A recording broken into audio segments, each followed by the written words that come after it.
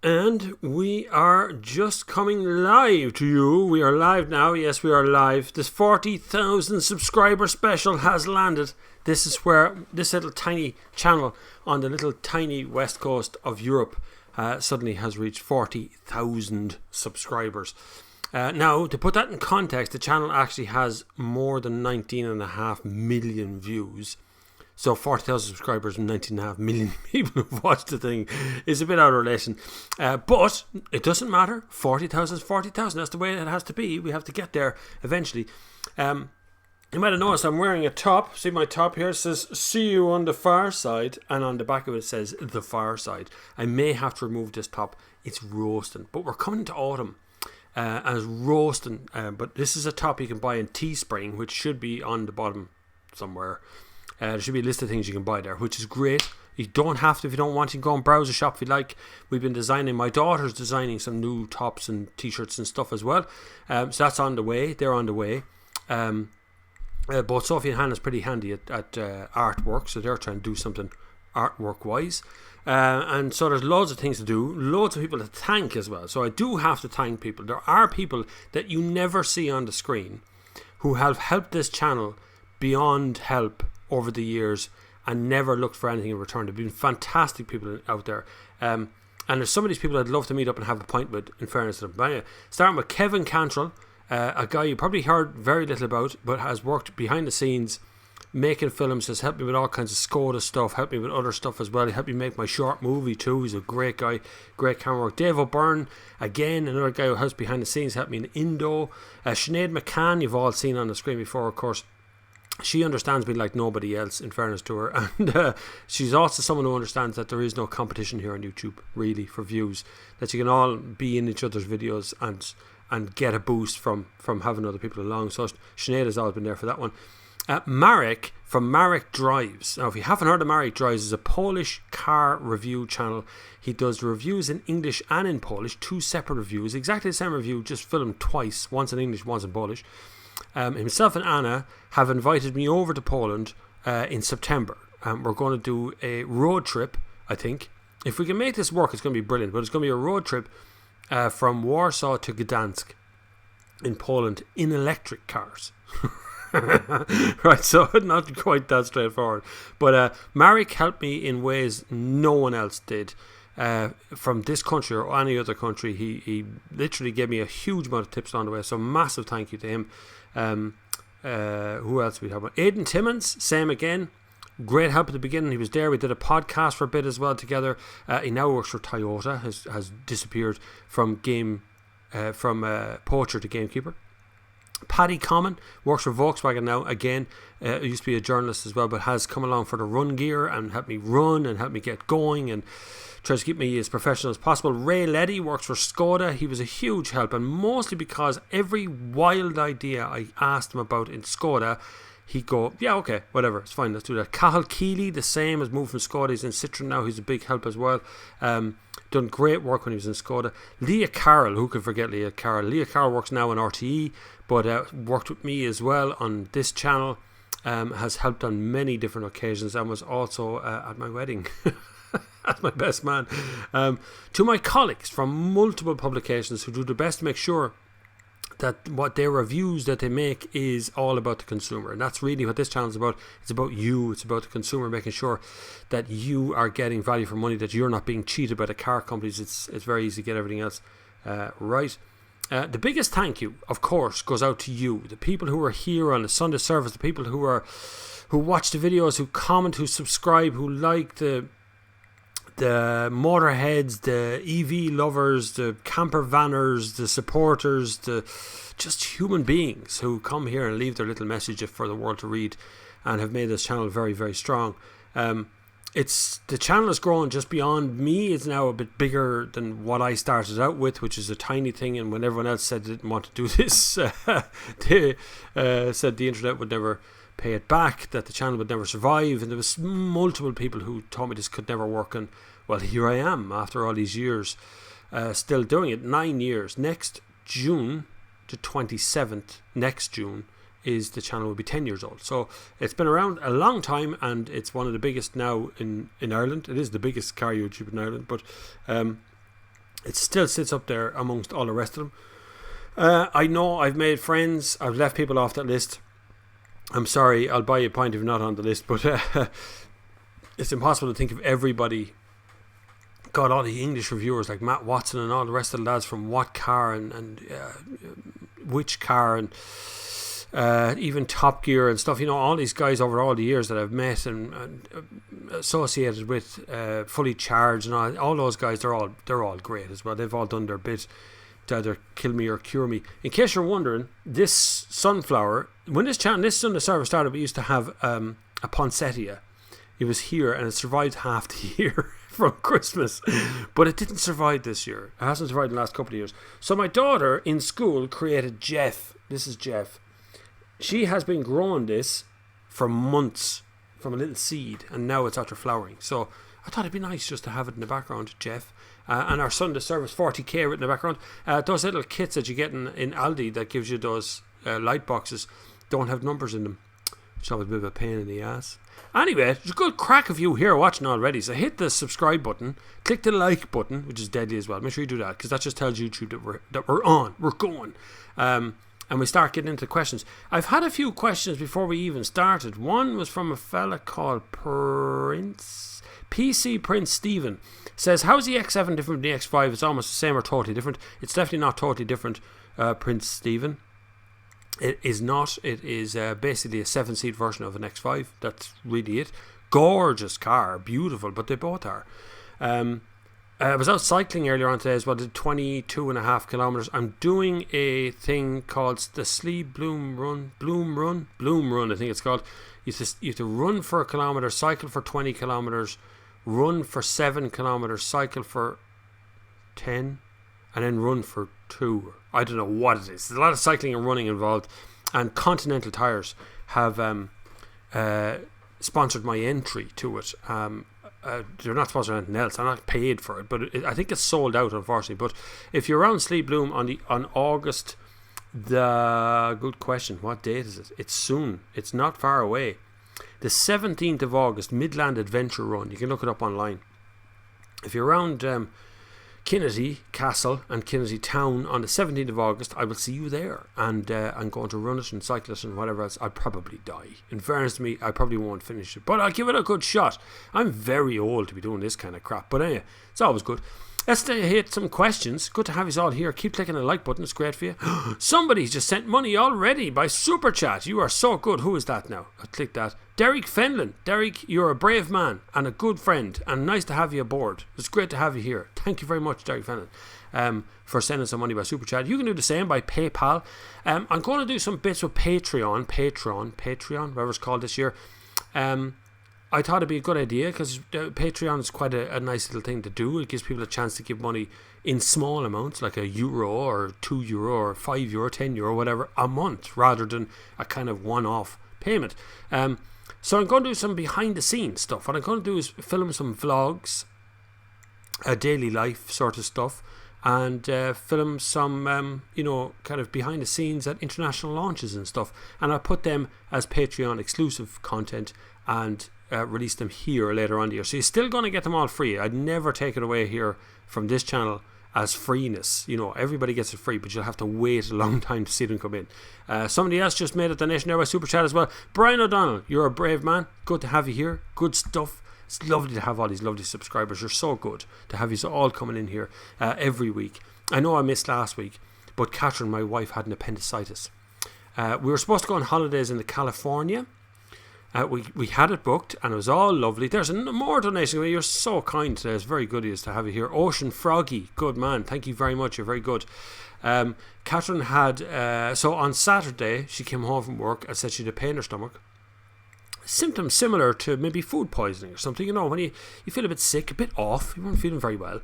I was supposed to go to Madrid with Dave Humphreys actually and Mercedes to drive some AMGs on a racetrack. So that was happening on Sunday and Monday, and then I'd fly home on Monday, pick up to California, and we'd go on holidays. We'd go off for a week, and I had all the videos teed up and everything, so there'd be videos coming out on the channel as normal. And then on Saturday night, she just didn't look very well. So I cancelled the trip on Sunday and thought, I better hang about and see what happens. And then on Sunday, she got progressively worse till the pain ended up on her right-hand side. And I said, I think you have an appendicitis. She goes, no, it's wind or food poisoning or something. I said, I think it's appendicitis. So we went to Mid-Doc, which is the out-of-hours doctor service here in Ireland. Mid-Doc took one look and went up to A&E. So she went up to A&E, got an x-ray, and they said appendicitis. She was brought in, operated on Monday. It was an emergency thing, gangrenous appendicitis, could have burst, was just about to burst. They took it out, and she recovered very well. And today she got her stitches out, her staples out, things. And so now she's feeling great. She's fairly back to normal, but the holiday was ruined. There was no holiday. So we went nowhere into California. So I made a video instead, which is now very popular. That video took off yesterday and went off. So it was a very weird couple of weeks. So I couldn't get a Sunday service out, nursing and minding kids and doing everything else. So we get there in the end, though. We're here now, back to normal. We're already nearly 10 minutes in. So it's been brilliant. Hopefully I'm also looking to do another thing through Patreon, which is to actually buy a rubbish car. Now, I'm not talking about a Tita. That's rubbish. Don't ever tell me you bought a Tita. For God's sake, I'll come around and burn it down, right? But I'm going to buy a fairly rough car, as long as it has a current NCT. I'm going to buy that, and we're going to try and crowdfund the purchase of a car that we can use to sell on at some point, try and make a profit. So we're going to try and make a series out of buying and selling cars, by repairing cars, showing you how to repair a car, how to valet a car, getting mechanics involved, getting all sorts of things done. So make sort of a series out of doing that. And I'm going to try and run that through Patreon or PayPal or whatever way, fund-wise. I'm going to use the money to try and get a car to repair and do up, and then sell it for profit to get another car to repair and do up. And then we'll try and get to a point where I'm able to buy maybe a Ferrari or a Porsche or something. You've traded up so well as you got to that level of it, and then we sell that and donate it to charity. That way around. This could be 2 years away, mind you, but we'll see. I have great expectations of what we're going to do for the next couple of years. But that's an idea for a series. So if you're interested in doing that, head over to Patreon and start putting in a little bit of money in there too, because it will really help, obviously, to purchase the car. I'm hoping to spend less than $1,000 buying a car and then do it up to sell it for $2,000. Don't know if that's going to be possible, but we'll see. Weird climate at the moment to be buying and selling cars since car sales are down.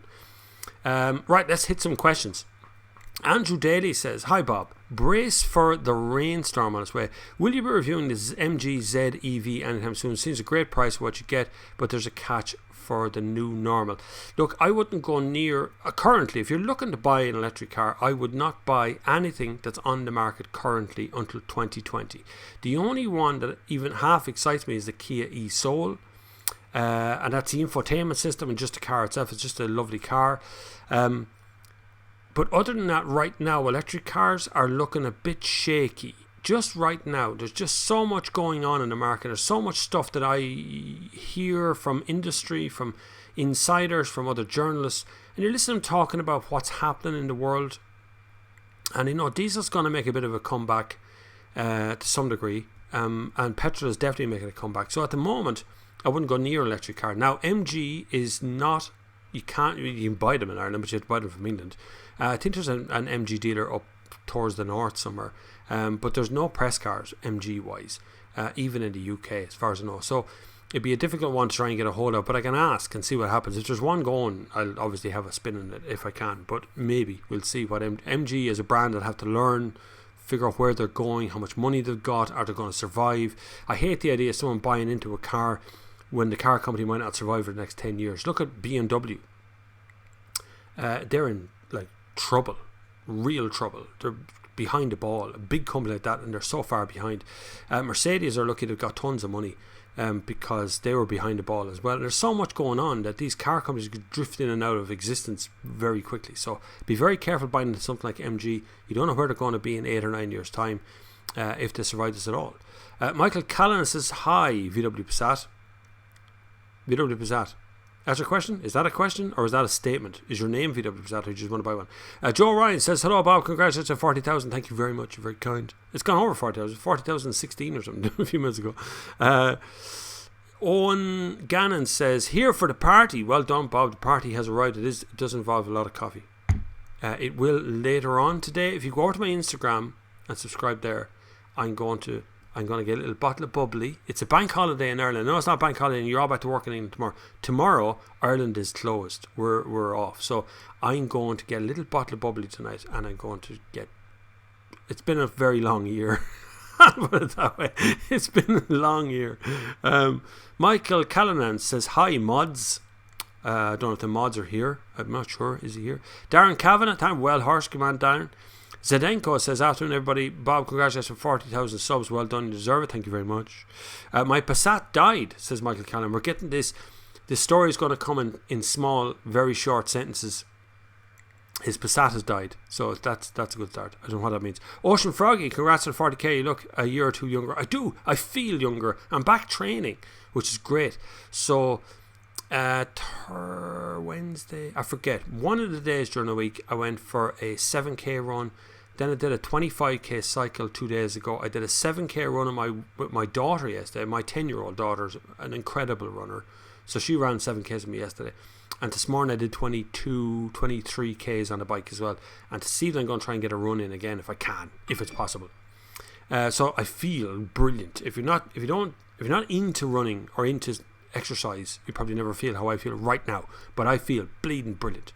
Neil O'Toole says, how are you, Bob? Hope you're having a good day. I'm having an incredible day. Today started off well and has gotten better all day long. Wait, now I jumped forward there. Thanks for you're brilliant. Thanks very much.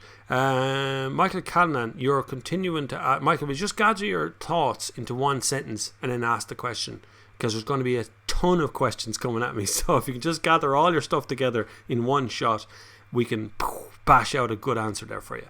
Other than that, I'm going to mute you. That's what happens next. Powell, yeah, can't wait. Good man, Powell. Oh, Powell is from Gdansk. I'm not sure I'm actually going, but if I'm going, I will announce it. It'll be on my Instagram, it'll be on my Twitter, it'll be on the whole lot. And I'm going to meet Marek from Marek Drives and Anna, and we're going to have a little road trip across the country. So I think I'll be going to Warsaw. I might be flying back from Gdansk just to work out the logistics of how many days I'm going to have to go, because I might have to go on the Sunday rather than the Monday, and that would mean an extra day. Anyway, we'll work it out after. It's a difficult one, but if I'm over there, you will know exactly where I am, what hotel I'm in, and everything else, right? Michael Hyundai Coupe. Michael, I'm going to mute you now. I'm sorry. I don't mean to. I'm not being nasty. I'm just going to mute you because I don't know where that's going. Anyway, Mo AV says, Audi switching to diesel for S models, good or bad? Bad, but it does show that there is a future for diesel. It might be a limited future, but it's a future in its own little way. That means that Audi is quite confident about what it's doing with diesels and where it's going to go next. Now, that also means that Audi's not ready to go electric because they have the e-tron, but it's quite short range. But it means now the S models going to diesel is a problem as well, because a lot of people buy S R8s, and you got the RS7, RS6, RS5. You got those cars which are all petrol.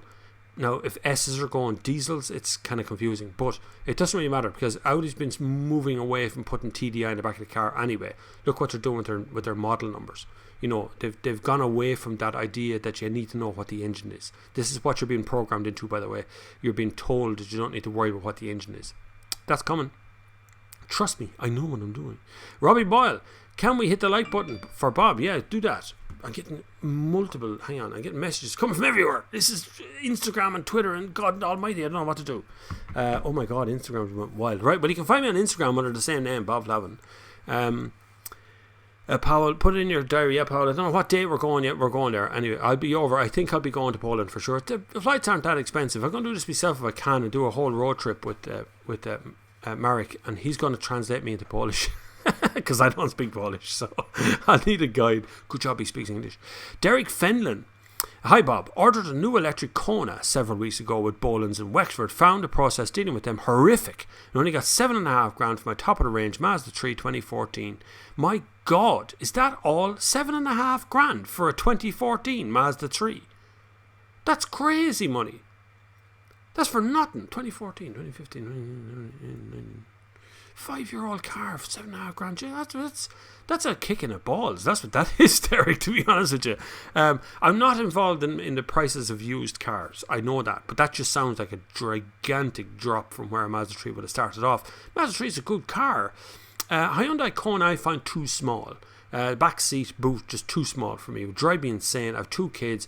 It just wouldn't happen. We'd go insane with that. Kia Soul, which is kind of based on the same car. Kia e-Niro is another one as well. They'd be closer to where I want to be, or the Hyundai Ioniq would be closer to where I want to be as well.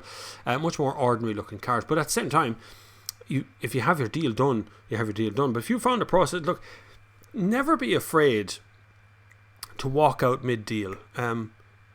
If I wasn't getting the service I wanted in Tesco's, I'd just walk out. I'd leave all my shopping right there at the till and walk away if they weren't being nice to me. I find Aldi staff very meh. Some of them are good, some of them are bad, some of them don't care if you lived or died. You could die on the floor and they wouldn't bother calling you an ambulance. Other ones are really, really helpful.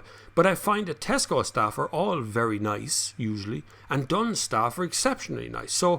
But everything is relative. Aldi's much cheaper than Dunn's. Tesco is generally a little bit more expensive than Aldi. But the same applies for a dealership. If you're going to the dealership and you're not being treated with the respect you deserve, and you're not getting the human being behind the counter with the respect you deserve, then just walk out. You're the one with the money. They're the one who needs the sale. If they're not getting the sale because they're being assy about it, then leave them.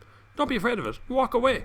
Not your problem. But never be treated by anybody. I'm not saying it, I don't know what Bones of Wexford did to you, but if you're feeling bad enough to come here and tell me about it, then it was a bad enough experience. So never be afraid to walk away, Derek, and say bye-bye. But Mazda, that's... Anyway... Mo says, are Mazda good used cars reliability in the long term? Yes, Mazdas are very reliable. They are. Now, they are thirsty. I do find Mazda cars, diesel and petrol, quite hard on fuel. They don't seem to be able to disconnect themselves from the sport element of a car. So if you go to a Mazda press conference and they're talking about a Mazda CX-3, they'll mention an MX-5 in the middle of that somewhere, which reminds me, I have an MX-5 next week. Same colour as this top. I have an MX-5 next week. But yeah, Mazdas are a good, reliable, honest car. They will get you A to B all day long. They will be a little bit sporty. A lot of Mazda owners will not buy anything else. My brother-in-law, I got him a Mazda 3, a 2004 engine one. When he was looking for a car, I got it for him. Put it together, cleaned it up, made it look nice, and he bought it, and he had it for ages, and he immediately, when it was time to change, he changed another Mazda 3, so he stuck with it. So a lot of people who buy Mazda stay with Mazda. Really great company. Mazda Ireland do their absolute best in Ireland to try and sell as many cars as they can, but you know, it's tough brand, tough sell, as it's very Japanesey. You know, it's very horse and rider in one, and you know, these kind of Jinbai Tai stuff that they talk about, and it's like that. So but it's great. They're lovely cars and they're very reliable as long as they're not burning oil, but do expect to spend a bit of money on fuel. John Finnerty, you're going from strength to strength, Bob, many years ahead of you. I certainly have. I've no intention of stopping this channel now.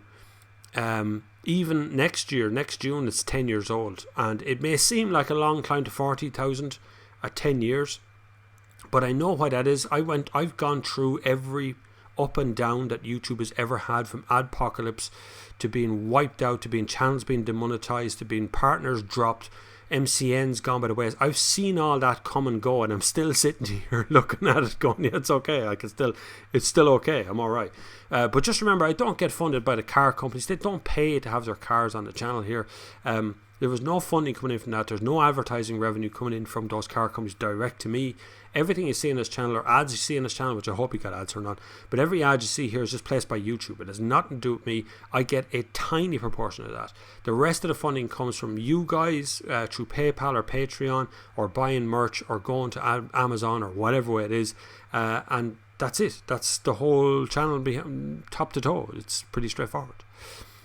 Doc Siltan, you should try a Canadian road trip, Halifax to Vancouver. Wouldn't recommend an EV for that one, however. No, a big V8 for that. If the Canadian government want to get involved and invite me over there, I certainly will. Or if a nice person in one of the car companies want to invite me over there, I certainly will come over and have a look around Canada anytime.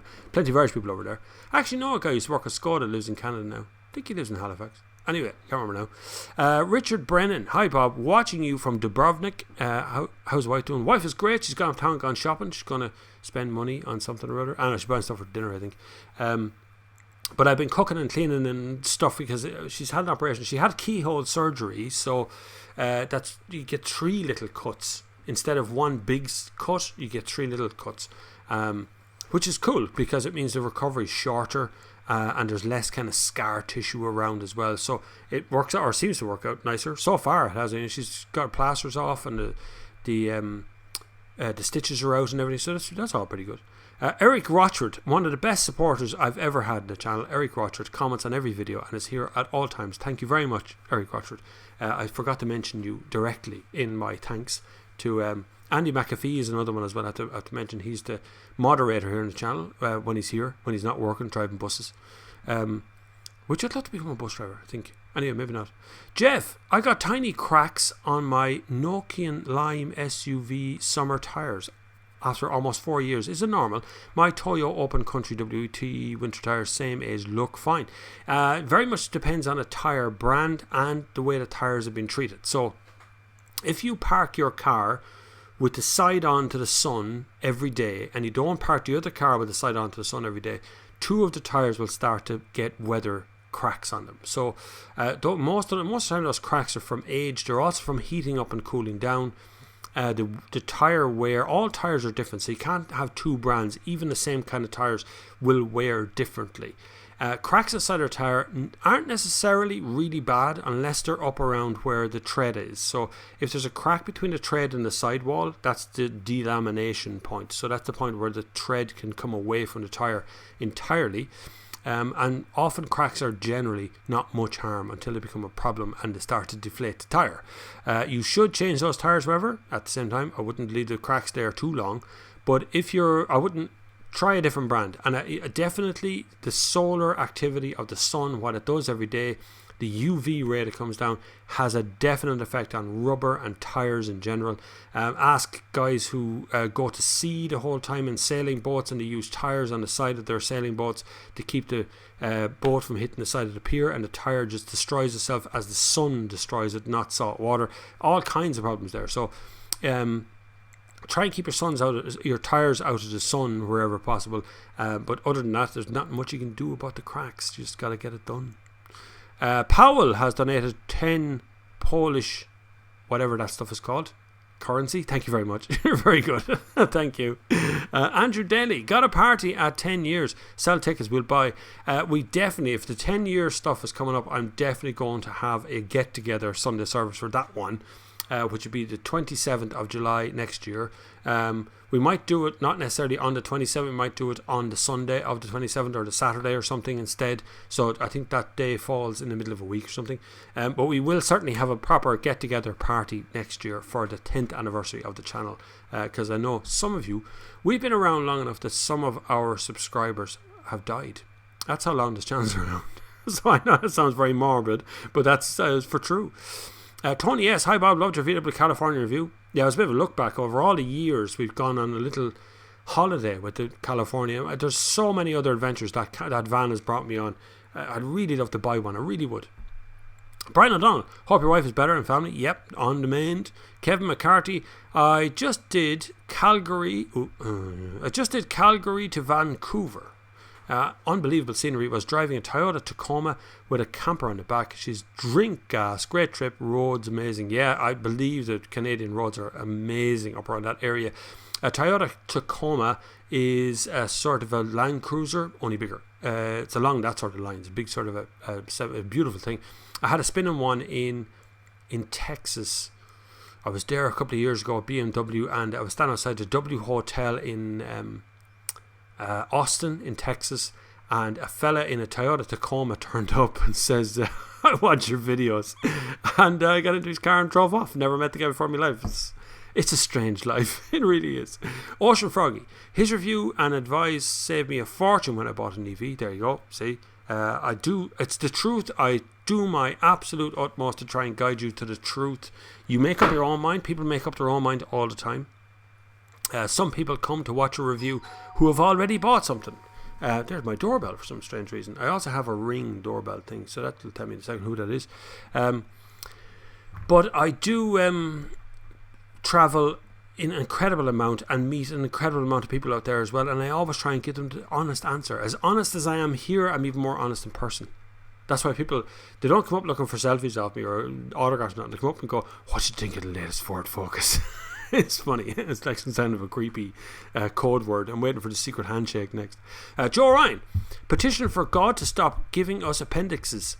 I don't know what they do, and I was talking to the doctor about them. There's no ill effect to having one taken out. I do believe there's a possibility that it's if you get a bout of diarrhea, say you get food poisoning, you're supposed to get over it quicker if you have an appendix, but I'm not too sure that's true. So who knows? Kevin McCarthy, speaking for EVs, seen lots of Tesla Model 3s in Vancouver. Model 3 is very popular in the US. It's going to be popular here, but the supply is dreadful. They just can't make enough of the things. And now Tesla's actually after doing free supercharging on Model X and S to encourage you to get away from Model 3, please. Will you just buy some X and S? I should have a Model X in a couple of weeks.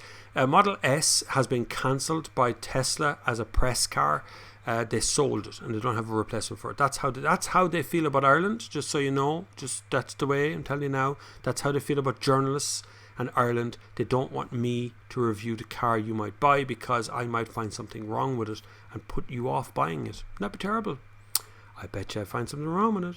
There's Cross13, another huge supporter channel as well. Comes here every week to join in, and he's very technically able to answer questions on EVs. Ocean Froggy, MG were always heaps. They were years ago. They were bought over by some, I think, Chinese group bought them out. Who sold them and someone else bought them, and now they're back in very small amounts. But look, they survived when Ford are closing plants left, right and centre, moving operations over to Cologne and getting out of the UK. MG still in there doing their stuff. Harvest Moon Radio, I've never heard that name before. Do you really think diesel will make a comeback even in the UK? I think we'll see a shift.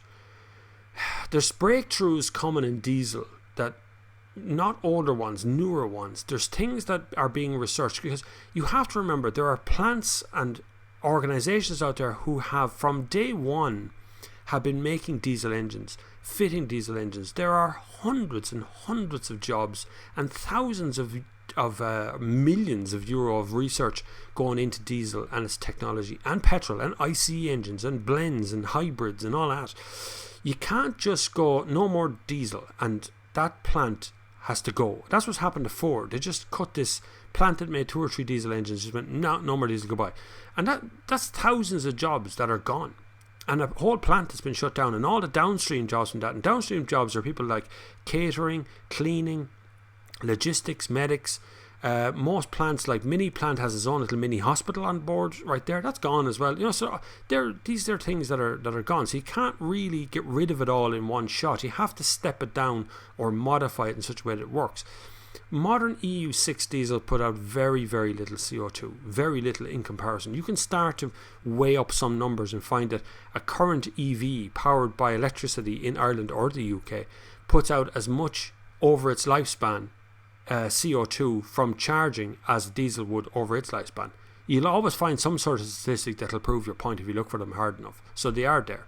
It'll never come back the way it is now. It's never going to come back to this 80-90% of the market. That's not going to happen. But in a commercial sense, van drivers, truck drivers, train drivers even, it's difficult. It's a big step. A lot of investment to try and get from diesel to electric for them. So possible, won't come back to its highest level, but we'll see as technology moves on very quickly. Car companies are very secretive about these things, but I've heard some stuff about diesel engines that gave me some hope to think that diesel will continue for another 10-15 years easily, and maybe even longer after as technology moves on. Diesel comeback is unlikely, says Cross. Far more pressure on emissions will come from the COP26 meeting. EU is failing to meet our fairly ambitious CO2 cut. Ireland, for of course, is seeing a rise in CO2 methane. That's true, I know. Mick Mulcahy's here. Hi, Mick. Sim1 says, hi Bob, have a baby on the way, so thinking of buying a Tekka 2-litre TDI manual 4-drive, excellent spec. What do you think of this Tekka? Are there any SUV alternatives you think are better? Not really. Tekka is kind of the what I think is the pinnacle at the moment, right? So it's in the right place, and it's priced fairly for the consumer. And you get a fairly decent amount of kit in it, and you're still getting a kind of a sporty looking vehicle, so it works very well in that respect. It's got 5 stars, it's got the ISOFIX seats in it, you're going to be happy with that. You can put a child seat in the front, you can turn off the front airbag and put a child seat in the front, which is very important. Trust me, as a parent, it's very important. Turn off the front airbag, put the rear facing child seat in the front, and you can keep an eye on baby while they're driving along the road. It's lovely, and mommy gets sit in the back or daddy gets sit in the back and enjoy themselves. It's a lovely car. I think you're in the right zone. It's in the right price point for where you want to be. If you're looking at something else, something alternative, have a look at some of the Korean stuff. I don't think you're going to get the same value out of them, particularly when it comes to diesel. But some of the Korean cars are very nice at the moment. Volkswagen do a very good Tiguan, but it's a bit on the pricey side. I think Seat give you a little bit better value in the Tekka. So have a look at that. Yeah, for sure. You're on the right track. Plus you'll fit a pram in a boot, and trust me, prams are big, much bigger than you think. Buy a pram, by the way. Don't buy a family kit thing. Don't buy a solution solution pram, like the bag over the back and the thing that converts into something else, and it can be forward facing, backward facing. Grow out of it before you have a chance to get him into it. Anyway, buy the child seat one that has the baby thing facing backwards, that the child seat can lift out and fit into the pram. They're brilliant. So the child seat goes from the pram to being a child seat. They're deadly. What did Lord Lucan drive the right night he disappeared? I don't know. Do I want to know this? Anyway, Gonads 1259 says, sorry Bob, UK government aren't going to allow any diesel resurrection. Your UK government will not be in control of that decision when it comes time to be that decision. Trust me. Brexit's going to do an awful lot of things to you guys over there that you don't expect is coming, and whether diesel resurrection comes or not is entirely up to the general population, and it's also entirely up to the car companies. Car companies do an awful lot of lobbying and an awful lot of money spending towards government finances, and they will do what they're told. So governments come and go. It happens all the time. People tell me this all the time. The government are useless, the government are no good. Governments come and go. They say the next 4 years they're going to do this. 4 years later, not even elected, so they're gone. And that Boris lad will be gone in a couple of years as well, so don't worry about it. Darren Kavanagh, oh no, jumped forward, sorry, pardon me, go and scroll back up now. Darren Kavanagh, I'm seriously thinking of putting my name forward to see if I could get the AMG A45. What do you think, Bob? I did a review of it the other day. It's out of focus. I will publish it. It's some of the best drone footage I've ever done in my entire life, and the footage is out of focus. But anyway, would you buy an A45? Would I buy an A45? No, I wouldn't, Darren. It's a great car to drive. It really is good. I just couldn't buy it. I couldn't put that kind of money down on an A45. Not that car. No, I couldn't. RS3 Saloon? Yes, I could put my money down that one. A45 just doesn't quite have that punch for the AMG one. I just think it's a lot of money, and it doesn't look as outstanding as it should, and I can't explain it. It just misses the mark, but it's only a little off. It's a little miss, but it's still a miss. I'm absolutely boiling in this top, you know. I really am. Hold fire for a second. Go and take it off. Bloody hell, that's hot. You can buy this very warm hoodie, by the way, which on the front says "See on the far side," and on the back says, most importantly, "Far side." So you're all looking what the far side is. It's there. It's on the back of the bleeding jumper. This one, on the other hand, says "Bring back knobs." It also says "Far side" on the back. But bring back knobs, very important when you're talking about air conditioning and cruise control and all that sort of stuff, where they've replaced them all with touchscreens. Crap, bring back knobs, what you should have. So you can buy that as well, the Bring Back Knobs t-shirt on Teespring. It's on the bottom, it should be in the links down below. Or you can just support this channel by plain old money, or go to Patreon and do long-term subscription stuff. You want to do that as well. It'd be brilliant if you could. Anton Sturrison says, hi Bob, hope all is well. Do you think the new Volvo S60 will be a flop in Ireland due to not having any diesel engines? Yeah, I honestly do. I don't know what Volvo's really at. It's a difficult place to be. It is the perfect car for a diesel engine. It's long range. It's kind of sales reppy. It's kind of, it's in that same sort of vein. You have to cater for these guys. These guys go through cars every 3-4 years. This speed of movement towards electric engines just isn't. It's too slow, technically, for these guys for sales reps to get. Like electric cars are brilliant, but realistically, I know sales reps who get up in the morning at 7 o'clock and they get on the road. Their first appointment is at 9 in the arse end of Kerry.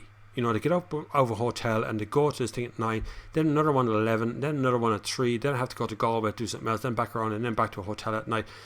There's no electric cars for them to be able to do that. They'd have to stop for an hour or 40 minutes or 2 hours or whatever it is, and they just don't want to do that. There's enough in their day to get on with without having to stop for fuel every half day.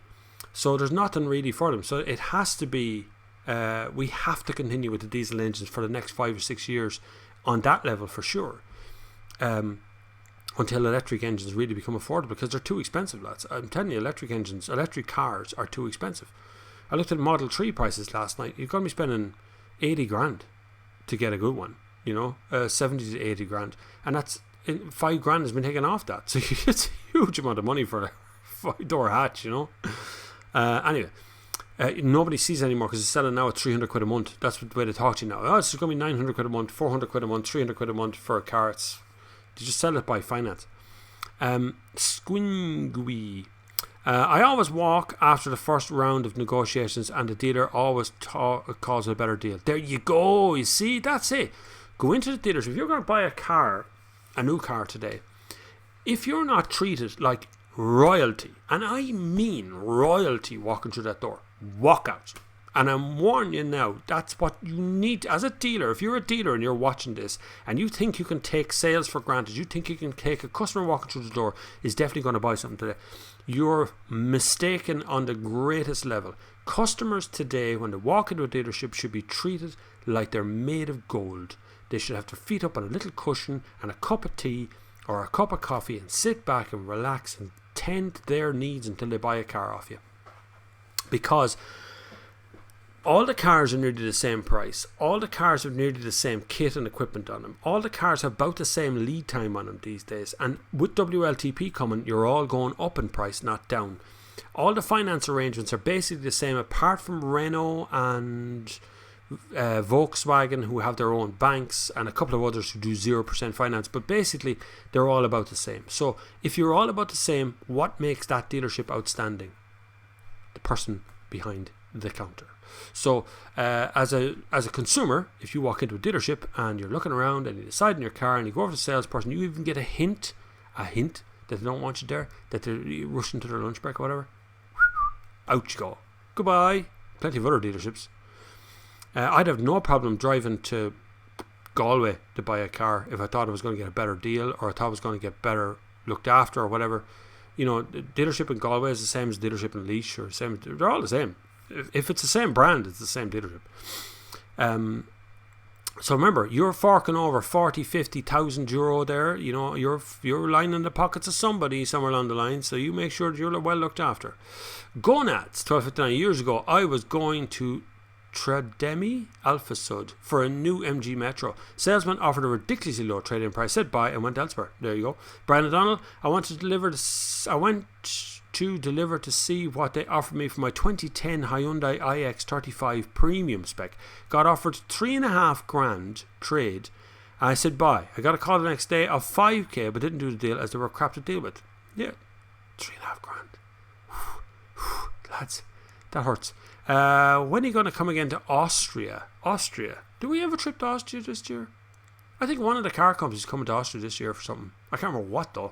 Sorry, car companies, you've invited me to Austria and I'm not sure. I'm useless to that sort of thing, by the way. People just email. The best one of all is Paddy Common, who just sends me a text message going, do you want to come to whatever it is on the 26th? And I go, yeah, sure, whatever, 26th. And then tickets appear, and then I go, and sometimes I don't even know what the car is. But that's okay, because I do my best to try and figure out what happens with everybody. But I think I might be in Austria before Christmas this year for something. I just don't remember what it is. Anyway, Ambrose McGarry says, hi Bob, looking to buy an SUV for 2020 for the family budget is 45 grand. Any brands you recommend or wait for new EV models coming out? Thanks. If you're in a hurry, Ambrose, to buy a car, if you're looking for a 2020 car and you're coming out of a 2010 car, like a 10-year-old thing, and you think, right, I'm not waiting any longer than 2020, then go for it. But I would certainly look at brands like Seat, who are doing really good work now on the brand, on the arrangement, on their cars, on the kit, on the engines, and on their future L-Born and all these other cars that are coming out. So there's a good future there with Seat. Skoda is another brand I also always recommend because they're a good, honest car. They just seem to be behind the ball a little bit when it comes to what they're doing modernisation. So they're getting there, but they seem to be a little bit slower off the mark than Seat are at. Maybe that's just an inside brand thing that's happening at the moment. Volkswagen will bring out a very concentrated EV range of stuff next year, so they're kind of away. But you might get some good deals towards the end of the year.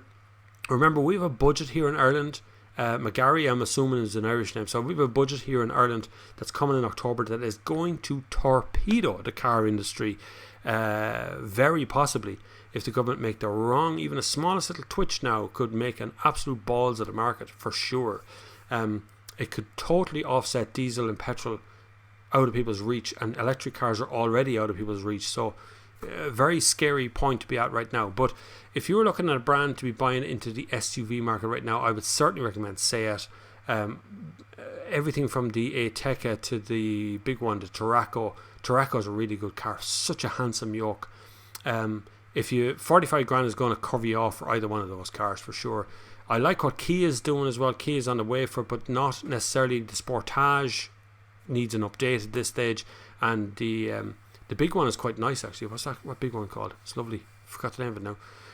I think you might get that, scrape it under the 45 grand mark, but that's about it really. After that there isn't a whole lot else. Nissan have nothing to offer really. I know Qashqai is there an extra, but they're fairly old at this stage. Renault aren't up. Renault bringing out a new Zoe in the near future. That's about as far as that's gone. They do make good cars, but would I spend 45 grand on one? I don't think so. You're into Koleos level there. They make good budget cars, so that should give you a good start at least. Gary Mills did tweet something, but for some reason it was held by YouTube. Gary Mills, Bob, crazy price for trade-in on a Mazda 3. Quick check on a website's average price is 10.5 grand on private sales. Gary's price will probably sell for 12.5, total rip-off. I don't know why that was held back, Gary, but now it's not held back, it's out now. So Gary's checking around. So what you see, you know, when you go to Car Zone, Done Deal, Cars Ireland, whatever it is, and you look at the price of a car, that car is what the dealer wants, not what was traded in at, right? The difference between what it was traded on and what the dealer wants is the commission, is where the business makes money from. So it can be a little weird to see the difference, but 7.5 grand sounded extraordinarily, unless there's something really wrong with the car, 7.5 grand seems terrible. Alan Quinn,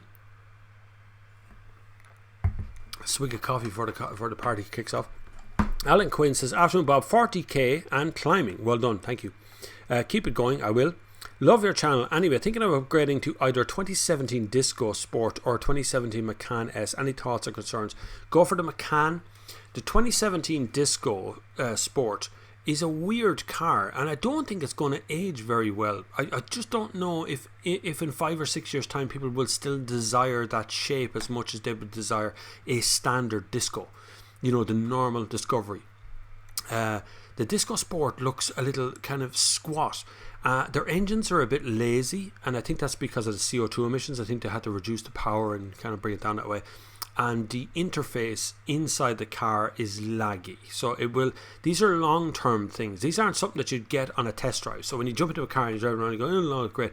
But in 6 months' time, it'll drive you up the wall as to how slow the interface is and how it changes quickly, or how quickly it goes from one screen to the other.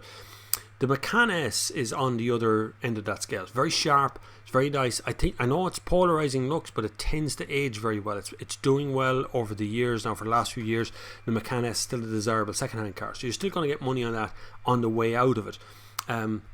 I know you have to go back a couple of years for Macan S. The only drawback of Macan, but this is the same problem for Range Rover and Land Rover, is service costs. You've very little chance of a Macan going really wrong, but if it does go wrong, it's going to get expensive, and so does Land Rover. So, but out of those two, Alan, I would pick a Macan S all day long. It's a lovely thing to drive, drives very well, very stable, incredibly quiet cabin. You'll do mega mileage and it won't even notice it. They're very reliable as well, so, and you will make money on that. Not make money, but you'll get out in 5 years time and not be murdered by the price difference. I think you'll be killed in a disco sport because it's a little bit odd to look at. If you just look at it from certain angles, it's a funny little thing. Wizardon. Oh, I meant to say it as well. If you're talking to someone else on the channel, so if you want to talk to someone in the comments, just hit an @ symbol and I won't read it out. Wizardon. Hi Bob, have petrol engines got very efficient? Some have. The new A-Class 160 petrol, I've noticed on a drive from Cavan to Dublin, I'm getting 5.2 litres per 100 kilometres, approximately 54 miles to the gallon. It's a new way of measuring it, so it looks like it's getting better. It's the way they've measured it. But also, yes, they are getting much more efficient. So a petrol engine today is still basically the same petrol engine it was when it was invented.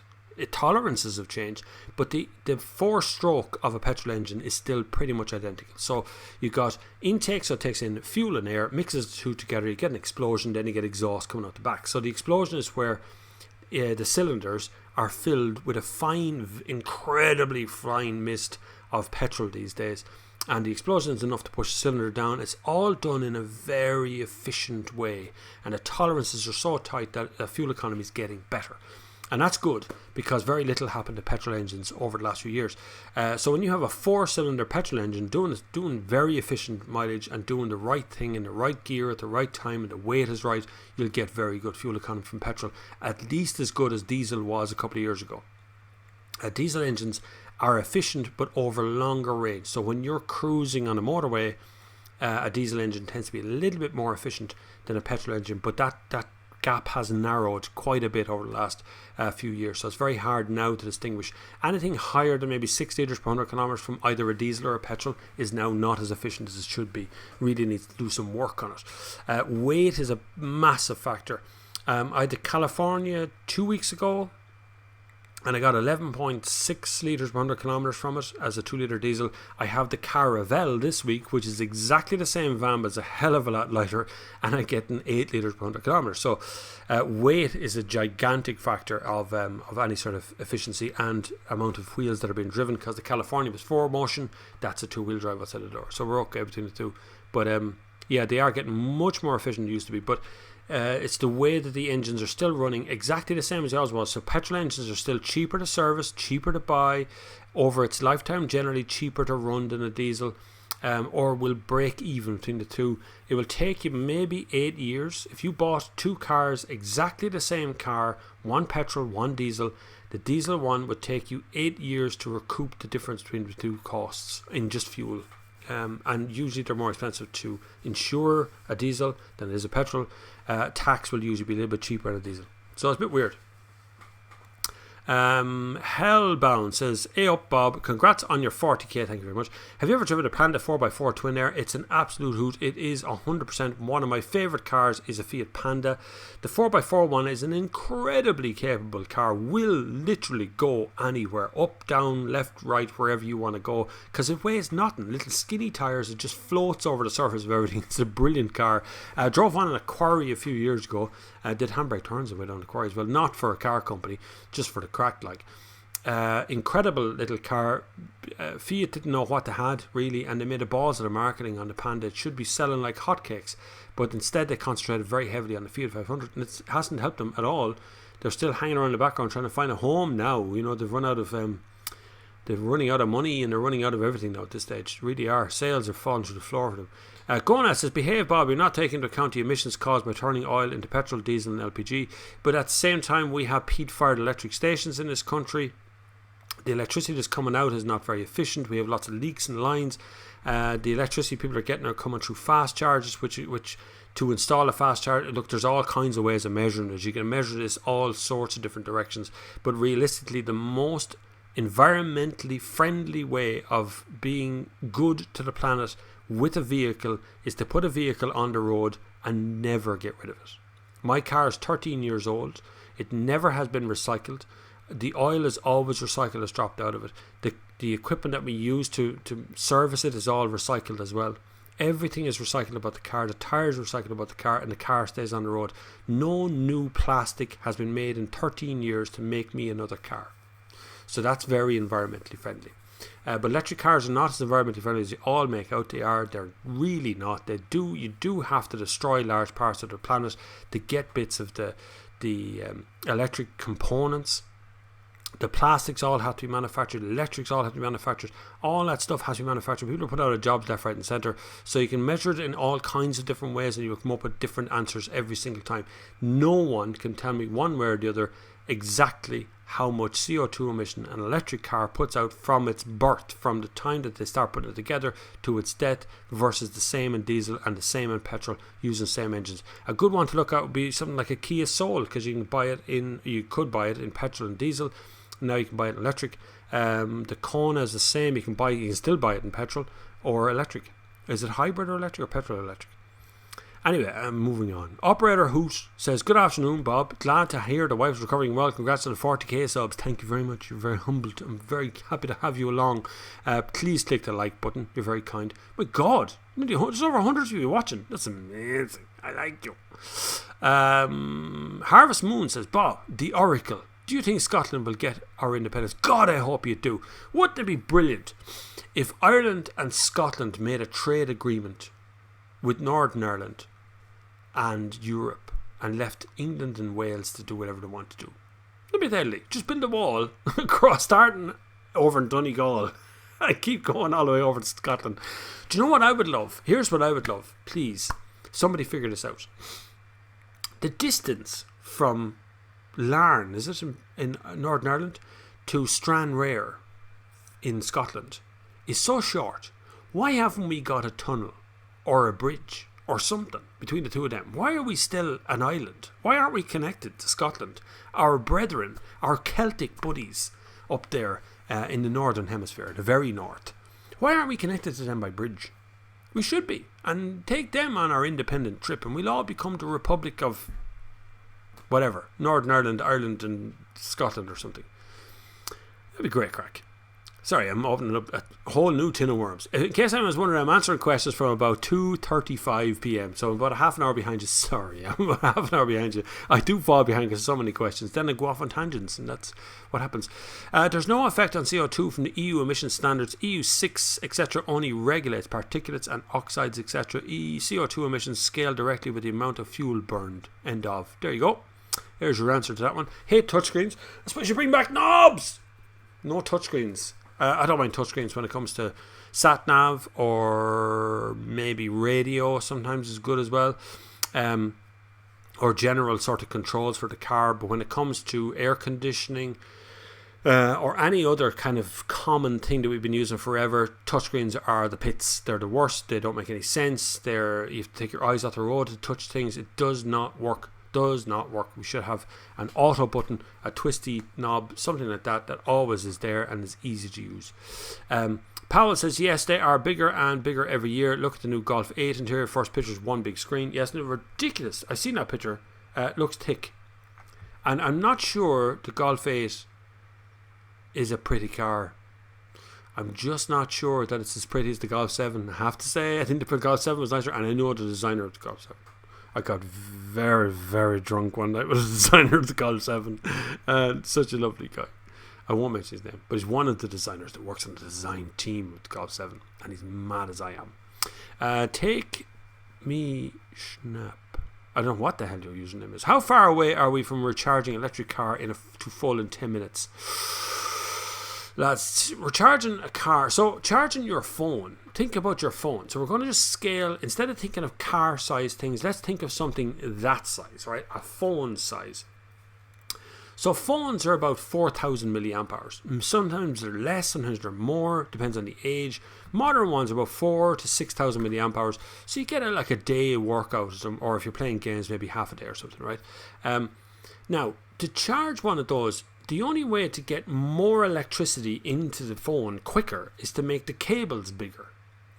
Now, when you make the cables bigger, they can carry more current, but then the battery may not be able to receive enough to cool itself down. The problem is the battery gets warm. When the battery gets warm, it swells, and this is why Samsung got their phones banned from airlines, right? Because they swell up when they're recharging, because it's charged so fast. And there's a problem with the battery as well. But if they swell up, if the battery starts to swell, throw it out the window. That's the best advice I can give you, is just throw it away. Throw it far away, because it can explode at that point. Now that's getting electricity into something we're very used to getting electricity into, phones and devices. This happened with laptops as well. You can only charge them at a certain rate, and then you've got this other problem that you've got electricity here that's 220 volt in the house. You've got 3-phase, 2-phase. You've got 120 amps or something. In America, it's a weird version. You get all these different methods, so you can't get it in. There's only just certain speeds you can do. Now, I honestly have been trying to push their faster chargers that can charge quicker, and I think 100 kilowatts or 120 kilowatts, something is the fastest that they've gone so far. But I've seen Porsche working with another company, possibly Ionity, to charge it quicker than that, which can charge, depending on the size of the battery, a Porsche, what was the car they were using? Whatever the name it was, they could charge it in about 20 minutes, 15 minutes to full from empty. So it is coming. But the energy level required to do that is gigantic. Like, it is gigantic to do that. And there's a huge amount of electricity being transferred across in a very small area. You know, there is some risks and dangers involved in that as well. It's not all as safe as it seems. We do have to bank on the fact that not everybody's up to speed and able to do this as fast. And it may be very restrictive in certain areas. Whereas currently a petrol and diesel car, you can charge it up to full in 5 minutes, you know, and away you go. And that's it. So, but we can get to the point where we can charge at a suitable rate. The trick is, like, I don't mind charging here overnight for my EV box, which I got from Mulhare Electrical here in Portlaoise.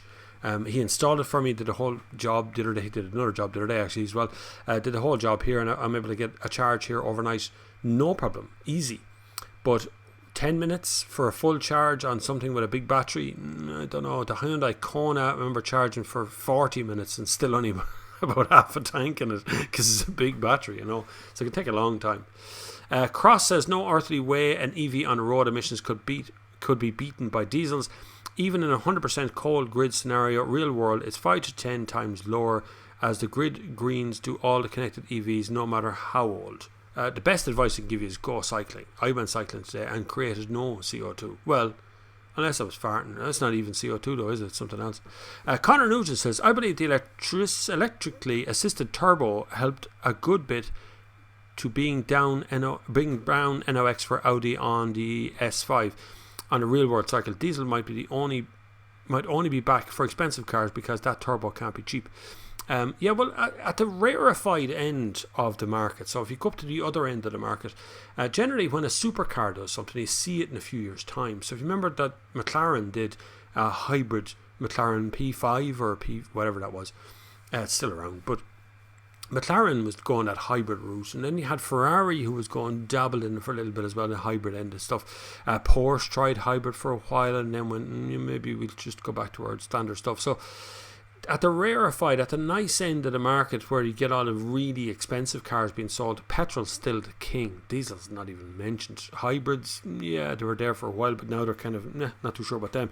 So when you look at what Audi's doing, because Audi's kind of straddles those two markets, you've got one end of the A4, A3, which is at the budget end, near like the top end of a Kia Ceed is in where the Audi A3 sits. But at the other end of Audi, up at the Q8 end, or up at the kind of RS end, or R8 or something, it straddles that end of the market as well. It's up into the Porsche level of market, or up into the McLaren end of the market. So if you look at what they do, you see that the petrol is still king at the other end. So petrol is where all the technology research is going on at the moment. Diesel is second to that and being researched as to how they can save all the factories and how they can save all the jobs, while still making diesels cleaner and cleaner and cleaner with every invention. So we'll see what happens. Bob, what's the most common cars for sales rep in Ireland? Probably Passat. Ford Mondeo used to be there, but Mondeo is in trouble and has been in trouble for years. His failure to update and making the car too big and too lumpy has been a problem. I still like the Mondeo. It's a lovely car, but doesn't make as much sense right now, but Passat would still be in there. Volvo would still have a good go when they were doing diesels. The petrol has getting rid of diesels is not going to help Volvo's sales, because in Ireland you can claim back the VAT on diesel as a business user. You can't claim back the VAT on petrol. So they would be the ones that would be in there most. Peugeot 508 has made an entry into that market as well. I've seen a few sales reps zoom around those. Honda used to have the Accord, don't do it anymore. So Civic is in there too. Civic Saloon will probably do well this year, but again, diesel is a bit of a problem for them. Peter Cupid says, hi Bob, what do you think of the 2015 BMW X5 30D? Oh, I'll jump forward very quick there. Sorry, I was in the middle of that. Not terrible. It does that. Out of nowhere, it just does it. Oh yeah. M Sport back in carbon black. 2015 BMW X5 30D for Peter Cupid at 2:39 p.m. God almighty, we're still catch up on this. The X5 is an incredible car, beautiful thing. X7 is absolutely delicious to drive. The two of them are. The only thing is, what I want you to do is, they're brilliant, but I want you to look up the price of tyres. Right, this is the great leveler. This is my go-to thing for most people, right? If you're thinking about buying a used car, I want you to find the size of the tyre from the car you're about to buy and go and price it. Price it on the phone, ring up some crowd at those tyres, ask them for a set of 4 tyres for that car and just see how much you have to spend. Because the X5 has rather large wheels and it can get pretty expensive for those tyres. So if you're going to step up to BMW, you're going to step up to a good brand, a solid brand, a brand that's in a bit of trouble at the moment, but it'll sort itself out. It's an old brand that knows what it's doing. It used to make Mr. Smiths years ago, so it knows what it's at, but at the same time it's expensive. When it goes wrong, and they do go wrong, all cars go wrong, a BMW is not going to be the cheapest thing to fix. And when it comes to an NCT, which is a 2015, it's going to be due an NCT at some point, you're going to have to change the tyres, probably the front ones on an X5, because X5 does start to eat fuel tyres after a while, and just price it up, just have a look and see what they are. But other than that, a brilliant car, absolutely gorgeous thing to drive. You will never be as happy as when you're pootling around in that 530, in that X5 30D. But just look at tyres and then look at service costs and look at all the rest, and just if you're able to afford all that, you'll have a lovely time. But other than that, it can get expensive very quick. Some conversations going on between people there. Some things about renewable resources. So we do have, for sure, we get a lot of our stuff here in Ireland from renewable resource, between the Air Grid wind farm that's here in the Midlands. I pass it quite regularly on the way to Limerick. You can see it down there. We get basically renewable resource in all kinds of ways. But we still do have peat fired here as well. And there is an element of giving ESB all the power now over our fuel, right? So right now we have competition. Right now we have petrol, diesel, hybrid and electric, and there's competition between all of those for the fuel prices, and fuel is going up and fuel is going down. It goes up and down every year, but once we all start to move towards electricity, we'll have ESB and the networks there who'll be able to set the price anything they want, and everybody's going to have to pay it. So if electricity prices start to go up, if I don't have an electric car, I'm affected by that. Even if I don't have an electric car, if I cycle a bike, just because more and more people are drawing electricity from the grid and the price starts to rise and I have to pay more electricity, I have to pay for electricity as well. So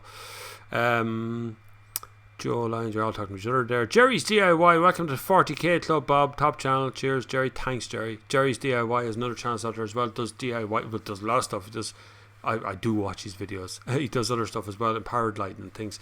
We were supposed to make a video multiple times, but just never got around to it. And he's in Ireland. I'm going to Poland to make a video quicker than making a video with that in Ireland. Anyway, massive conversation breaking out in the whole ideas. Michael Callanan says, VW Caddy electric. Oh, I put you in timeout already, Michael. So pull yourself together, ask a question, or I'll ban you. No, I'm going to ban you now because you're doing it again, right? So I'm just going to get rid of you now. I'm going to hide you now. So I'm going to hide there. Right, now, I've already done it once. You had your warning and you're not listening to me, so now you're banned. Loads of questions between each other, which is really good. It's great to have a community here. Terry Walker, here we are. The concentration of CO2 in the world's atmosphere is approximately 0.04. Ireland creates 0.04 0.0000012% of that, i.e. zero. You're right. Nothing Ireland does will have any impact on man-made climate change, which is a hoax designed to introduce communism. Well, that's a statement. Communism coming from climate change. To some degree, what we're looking at out the window when we're talking about climate change and we're talking about this kind of thing that's going on is actually weather, right? That's what we're looking at. So when you look out the window and it's raining, that's a weather system that's passing through. And the same when it comes out and it's sunny, and the same when it comes out and it's snowing or whatever, it's weather you're looking out the window at. But if you look at actual temperatures of Earth, of this planet, it is rising, but that's measured over years, decades, going way back. I wouldn't be nervous by glacial melting. I think we'll have a flip. There's always an opposite of everything that happens. So a couple of years ago, we had a massive snowstorm pass through Ireland. It shut the whole bloody country down. There's a video on my channel of me driving around a Tiguan up to town in 3 or 4 foot of snow. So we have this cyclical thing that happens, but behind the cyclical stuff there is some climate change stuff going on. If we all modify our behaviour, and we don't have to make big changes, but we have to modify our behaviour, we can make a difference. The difference might be tiny, but I have 2 small kids. I have a 10 and a 9-year-old, and when they're 18 or 19, I don't want them to be using a plastic bottle of water, because I know, because I'm friends with some sailor channels, some guys who sails around the world, and I love their content, and I comment on their stuff quite regularly, and I see them in places like French Polynesia or Panama or something, on a beach, a deserted beach with nobody around, and the place is just full of plastic. I've been down to Morocco, Northern Africa. I've driven across beaches full of plastic from Aldi, from Lidl, from Tesco, stuff that we throw out, stuff that we put into the bins and hope that are recycled, and they're not recycled. Some of it ends up in the oceans, been floating around the place, millions of it. And the Atlantic does not destroy it. Just because you can't see it doesn't mean it doesn't exist. If we modify all those behaviours, if we start thinking about that, we start using refillable bottles, we start bringing, like I do everywhere, I bring a little refillable bottle of water with me everywhere I go, and I genuinely ask shops, can I fill my water bottle out of something, please? And when they say they want to send me a plastic bottle of water, I just walk out. I don't buy it. I don't get it. If we all make those modifications to our behaviour, we'll make a difference on climate change, because it's just a behavioural thing, the way you change how you think about stuff. So when you look at the way the planet is heating up, don't look out the window at the weather and go, oh, you know, summer, it's lovely, I'll be fine. It's not. It's trends over time. We need to look at a trend over decades, not something that's happening out the window, because happens out the window will change 5 minutes from now. It's about to absolutely lash rain, and this morning I was cycling around in the sunshine. That's weather. That's not climate change. Where are we? I don't know where we are. Went off on a rant. And we shot forward again, I think. Yeah, there's Jerry's DIY. I see it now. Catching up with you now. Everybody's going off on one, like having a freak out. You can relax now, boys. You don't need to get all hot under colour about whether we are like Norway or not like Norway. We just need to make very small, subtle changes to everything we do. It's not cars. It's not cycling. It's not this. It's a big, holistic solution that everybody needs to make a small contribution to. So you can make a big contribution by buying an electric car, which for sure is lower CO2 at the pipe and the way it charges than anything ICE engine. But the manufacture of that car and how long, the longevity of that car, whether in 10 years time the whole battery has to be dumped and put in again, or whatever happens with it over time, maybe over time you might see that it's not as good as electric, or not as good as petrol or diesel or hybrids or something. It's all about your decision to make, but your decision cannot be based on the next 3 years. It has to be based on the next 10 years. This is the failure of most governments in Ireland. It's the failure of most governments around the world. Is all they do is enough to get elected again, enough to get to the next election, and it's that problem that we have to stop.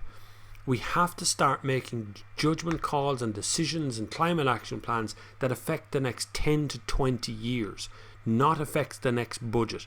That's what the government's at right now, is they're going to absolutely destroy in the next budget. They're going to up every time they do something.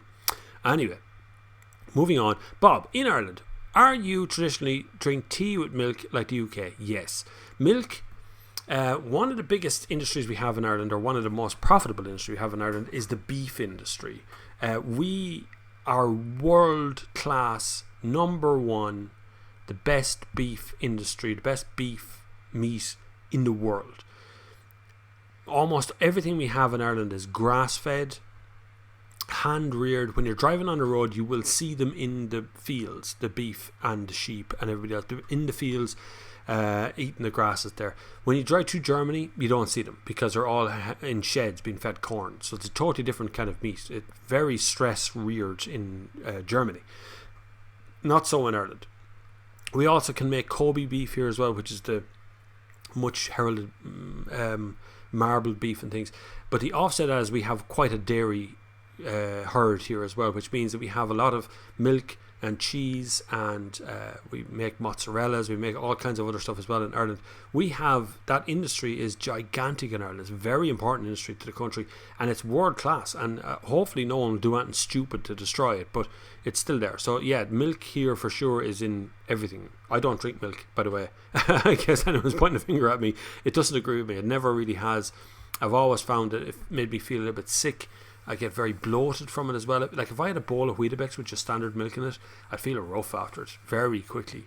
It's lactose intolerance, I think, to some degree. I don't know if it's not severe in me. I'd hate to be very severely reactive to lactose, but it is a little bit of lactose intolerance. So I tend to drink oat milk or very low quantity milk. So if I'm making porridge, I'll make it on water with a little drop of milk to make it creamy. That's it. But I do take it in tea and coffee for sure. Just in very small quantities I can deal with, but very big quantities, like a bowl of Weetabix or a bowl of cornflakes or something. No. But I do make oat milk. If you ever want to make your own milk that tastes a bit like milk but has nothing to do with dairy, what you do is take a cup of oats. You should have got a measure at home, or just get a mug or a cup or whatever. Not this size, that's too big. But like half that is a cup, right? A cup of oats. Put it into one of them Ninja, a smoothie maker thing, one of them yolks, and fill it up with water. Put a good pinch of salt in it, blend it, and then put that mixer through a real fine strainer, and you strain out all the heavy particles out that are the oats, and you're left with oat milk. And you put it in the fridge. It'll last you a week, without a doubt. A litre of that will last a week at least in the fridge if it's kept a nice clean thing.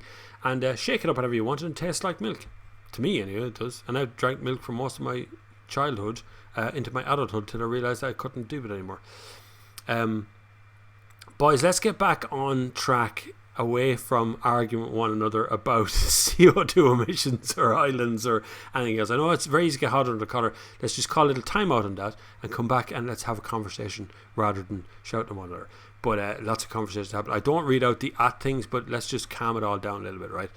Everybody has a good and valid point on this channel, and I will support anybody's point of view as long as they're making a good point of view, and as long as it's not blatantly lies. So everybody is entitled to a decent point of view. You're not always right on 100% on everything. No one is. Neither am I. No one can be 100% right, no matter how well you do your research. Things change. Time changes. People aren't always ready. And I always think of the little old couple living out in the countryside, and I know them out there, who drive a little 1 litre Toyota Yaris to do no harm to anyone, and they're asking should they buy an electric car. It's like, no, you'd be grand. Just stick with your own car till it completely collapses. It'll be okay. Danius, can't pronounce your last name, says, is a 2016-ish 2 litre TDCi Mondeo car would you daily? No, I wouldn't. 2 litre TDCi is a very good car for high mileage drivers, but if you're a low mileage driver, it will break down. It will. Those 2 litre TDCi are great. It's a common rail diesel. It's a lovely thing. They're really smooth, but on a short journey they don't do well. They take a long time to get that oil warm underneath.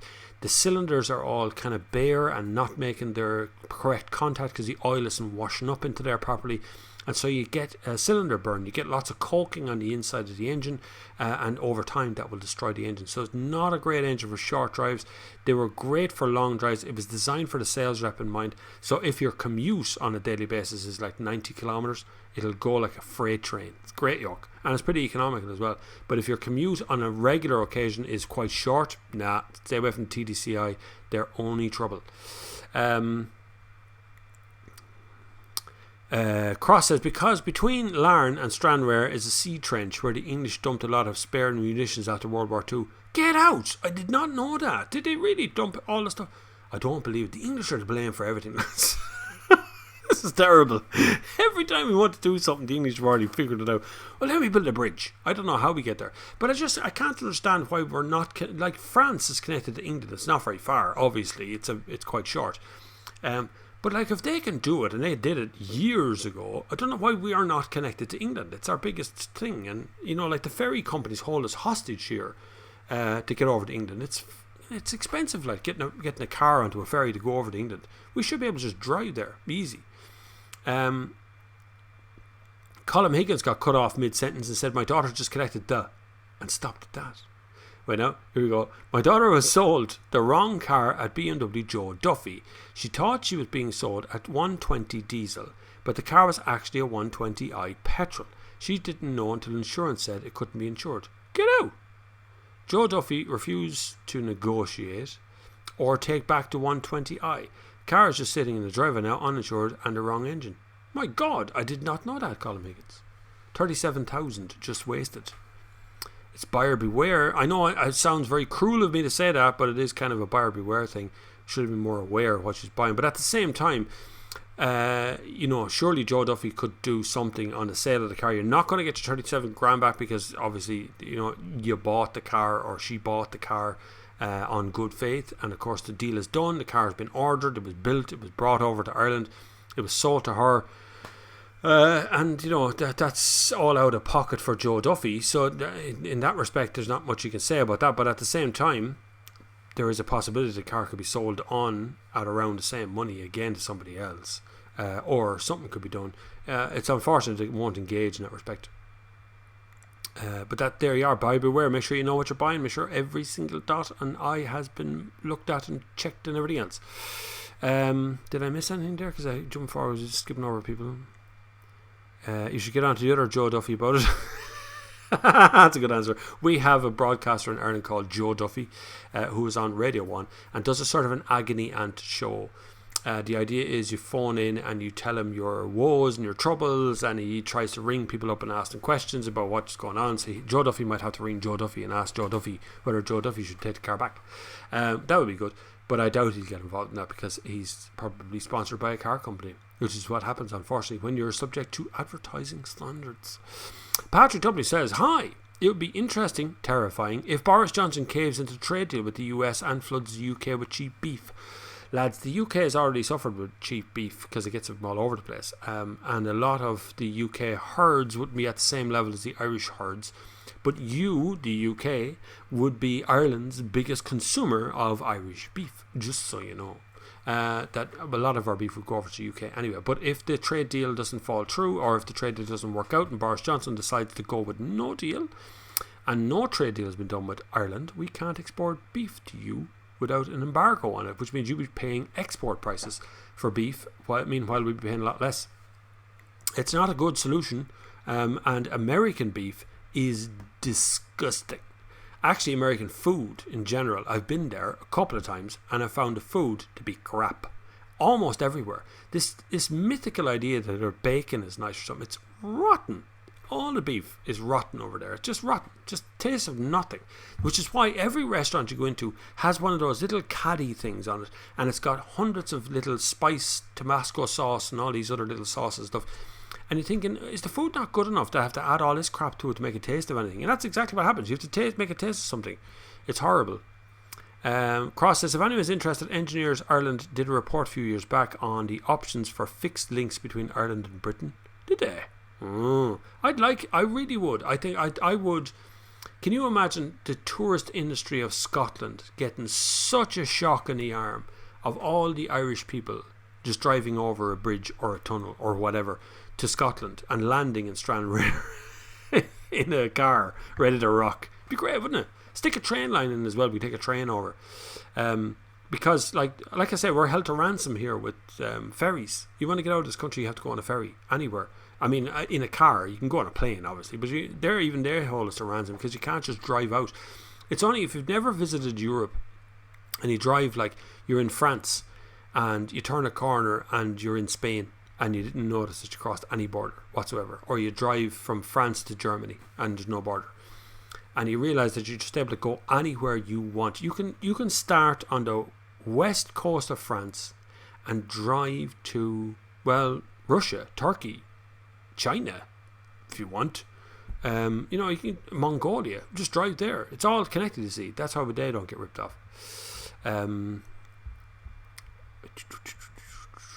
Where are we? Right. Anthony says, hi Bob, well done on 40k, thanks very much.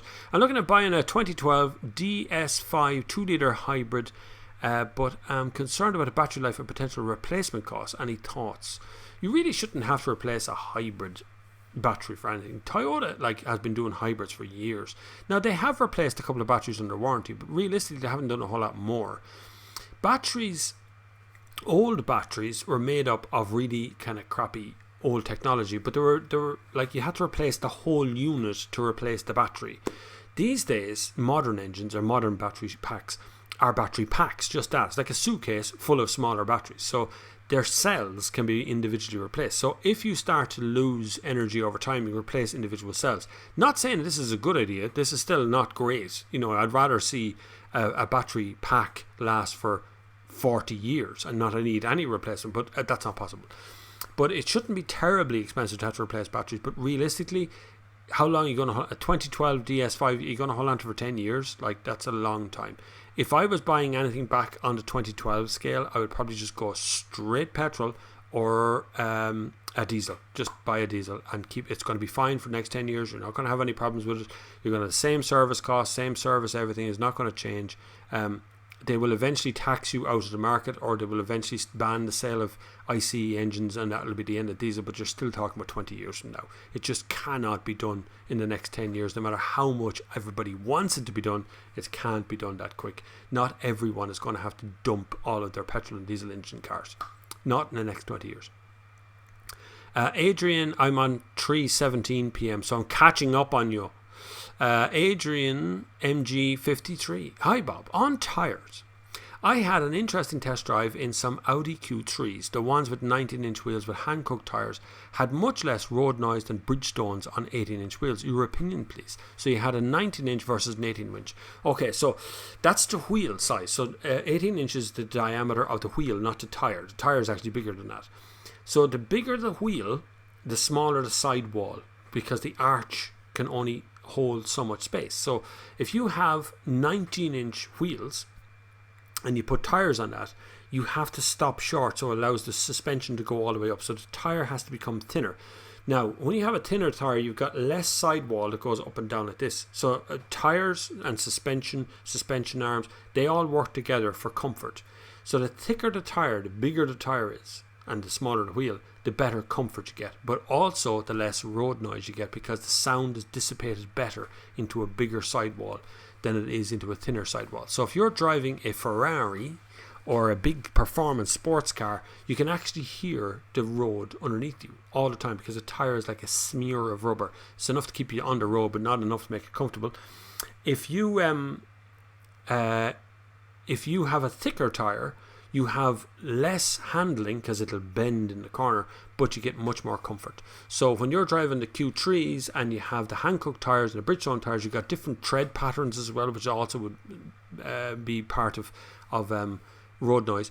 But besides the tread patterns, it's literally the size of tires. The smaller the wheel, the thicker the tire, the better the comfort and the better the road noise. The thinner the tire, the better the handling, but the higher sound volume inside the car and the less comfort you're going to get over the bumpy bits. So tires are vitally important. They're not sexy. I regularly get asked to go along on tire event and stuff, and you go along and go, I don't know what we're talking about here. Or you point a camera at something and go, this is the most it's really interesting. But turning it into an interesting video is a whole different level of stuff, because most people only buy tires when their tire is worn out. It's called a stress purchase. So only when you absolutely positively have to will you buy a tire. In other words, when an NCT is coming, or an MOT, or the guards have pulled you over and go, that tire's not safe. Then you end up buying a tire, and at that point most people walk into a tire place and they go, give me the cheapest tire you've got to fit on that wheel, and that'll do me once it gets past the NCT. Very few people actually take into account tyre wear, tyre roar, the noise of the tyre generally overall, or the longevity of the tyre, or the grip level, until that moment of when you go into a corner in the middle of the night on a wet road and you touch the brakes and it goes straight on. And then you go, maybe I should have spent a bit more on that tyre than I did. I think my Leon has a set of Bridgestone on it now that have been on it for a while. Really exceptionally good tyre. Continental Tyre make incredible tyres. The two of those companies would probably do the most amount of research in the world on tyre systems and how they work and what they do, and how they can get the best out of them. So they'd be the two that would have the downstream from that would be other people will copy their tyres, but that's about it. Joe Ryan says Boris wanted to build a bridge from Northern Ireland to Scotland, so there's a possibility. God, I hope he does. I'd love it. Honest to God, I would. I would go to Scotland in the morning if there was a bridge. The problem I have now is that ferry is phenomenally expensive for what it is. For the couple of hours or an hour or something you spend on it, it's really stupidly priced. Even for foot traffic, it's terrible. So I'd love to go over to Northern Ireland and Scotland more often, but it's a bit expensive. Connor Nugent says the Channel Tunnel has never made any money. I can't imagine Ireland to the UK tunnel will be justified. It's not about making money. Not everything has to make money.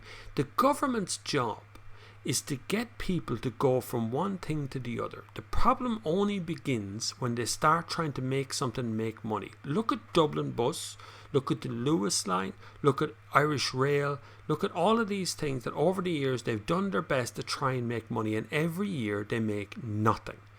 Because people don't want to spend all that money on it. So if you set out to go, this is going to make money for us in 10 years' time, that's not the rationale. What you really wanted to do is to break even. So it's not costing the taxpayer to run the thing, but it's not necessarily making any profit either. It shouldn't. If you want to look at a good example of how that works, have a look at all the toll roads in Ireland. The companies that run the toll roads are guaranteed a certain income. So when they say the government go, it's called a PPP contract. So a private partnership, something or other in the government, right? So the government get together, they hire a private contractor to build something. The contractor builds it, the contractor pays for it, and the government say this is yours to run for 10 years. And in that 10 years, we guarantee you're going to earn this much money every single year, no matter what happens. So my point of that is that the toll bridge down the road from me here in Portlaoise has earned nothing. The taxpayer pays the money to bolster it every single year. They pay millions to that company to run that toll bridge, and we all drive around it. Nobody in Portlaoise goes under that toll bridge and pays money, and it's only 180 or something. Nobody uses it. Nearly a dead yoke. That's because the government were stupid, and they guarantee that company for 10 years. Go back and do your history check on the M50 toll bridge, the original one, and the sweetheart deal that was done at the end of that to get rid of the crowd out of it, who were holding monopoly over the whole of Dublin. You couldn't get around the bloody place because of the M50 tunnel, or a toll bridge, and they made billions from it and walked away by some hook or crook over the years. They made a huge amount of money and never looked back. Anyway, it doesn't have to make money is my point. It shouldn't make any money. We should build it because it will do our economy as a whole good. We should get together with Northern Ireland and Scotland, between the three governments, if Northern Ireland ever get around to having a government, between the three governments, and fund a bridge or a tunnel to Scotland from Northern Ireland, and we all take ownership of it and we all start using it. And there you are. Anyway, Colin Higgins, so glad someone is laughing at our misfortune. Who's laughing? I'll bait them up for you. The bullies. Mick Lawler, hi Bob, congrats on the 40k and best wishes to Mrs. Thanks very much, very good. US bacon, don't get me started at Patrick W. Yeah, make you sick, wouldn't it? Honest to God, I don't think it's even bacon. I think they literally cut up some cardboard and paint some lines on it and then put some grease on top of it and hand it to you with some salt. And that's their version of bacon. Honest to God, Americans, if you're watching this, come to Ireland. Try our rashers here. Try an Irish breakfast. Just go to any hotel or bed and breakfast. Even the worst hotel in Ireland has a superior breakfast to your best meal. I swear to you. A superior, just ordinary, standard sausages, Irish rashers. Maybe a hash brown if you want. You can have baked beans if you want as well. A bit of soda bread on the side. You can have some soda farls if you're a little bit further north.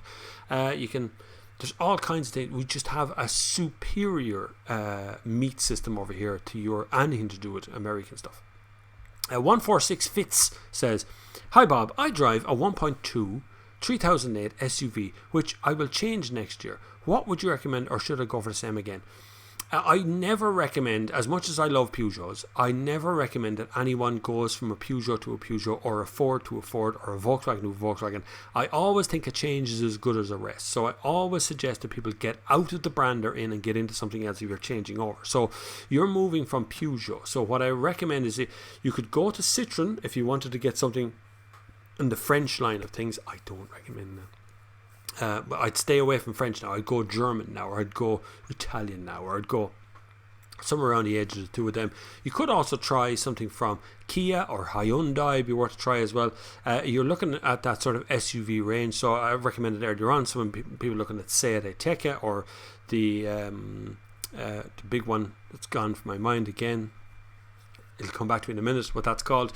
I did a review of it recently, which is terrible. But if you're looking to move, if you really like Peugeot, the new 3008 is a completely different car entirely than the one you're driving. So I just thought I'd tell you that. A totally different feeling car. It doesn't feel anything like. That's what Peugeot do. That's what Citroën do it as well. They don't evolve a car. They just go, there's a car, we've made that for the last 5 years, now throw that in the bin, let's make a whole new car that has nothing at all to do with the last one. That's how Citroën do that. So if you want to go that route, you can. I would definitely look at what Seat are doing at the moment, really on the roll up. If you're looking at maybe Skoda as well, the Karoq would be similar size to the 3008. You could go Kodiaq if you can get your hands on one of them. It's a great car. It's big, but you can get a great car out of it as well. Kodiaq RS is one of my favourite looking cars of all time. A bit expensive. Not just a bit expensive, it's just expensive. But it's still a great car. Danius says, daily commute is 35 kilometres each way. If a TDCi is not the best, what full size saloon would you recommend for anything around 15k or so, 2013, 2016 ish, almost anything? You could go Mondeo, but go petrol. Don't go to TDCi, it's too small. It'll never heat up, and at 35 kilometres it'll basically never get warm. So you go 35 kilometres, then you turn off the engine for 8 hours, then you drive back 35 kilometres and turn off the engine for 8 hours. It will eventually get coking on the inside. It'll just make a balls of it. So you could go with that, or you could go Passats, which do pretty well over short range. They do a lot better. The 2 litre diesel they had came to temperature very quickly. That's not always a good thing, but it's not too bad either. It'll last a bit longer. Go a petrol engine, go electric, go entirely electric. You want, go Hyundai Kona if you want to get that long range mileage stuff. Go a Nissan Leaf. You don't want something that's not quite as long a range. You go, I won't say i3, I think they've stopped doing them now. I think they might be gone.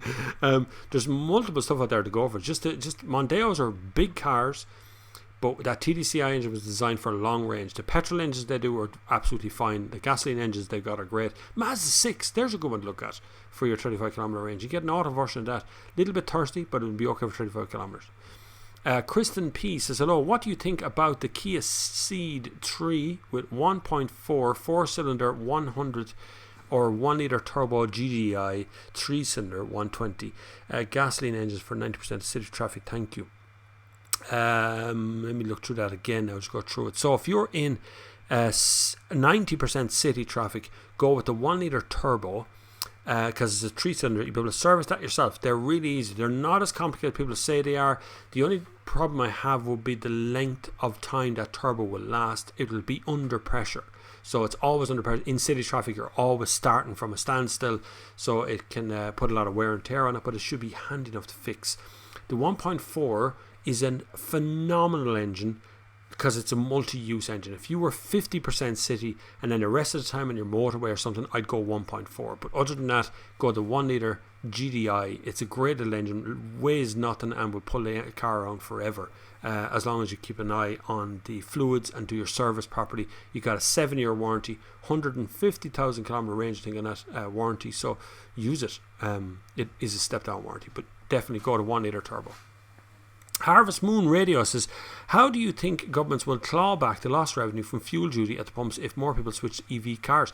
This is the problem. This is where it's going. We are going to pay that tax. I'm telling you, there is no way that the government are going to give up all of this money that they get from petrol and diesel sales at the pump just to go, wow, that's great for the environment. Woohoo, we'll go broke in the morning. So they won't do it. They are going to hit you with a carbon tax or some sort of way that they can claw that money back over time. That's what the SIMI are crowing on about at the moment, about making sure that the government don't ruin the car industry outright.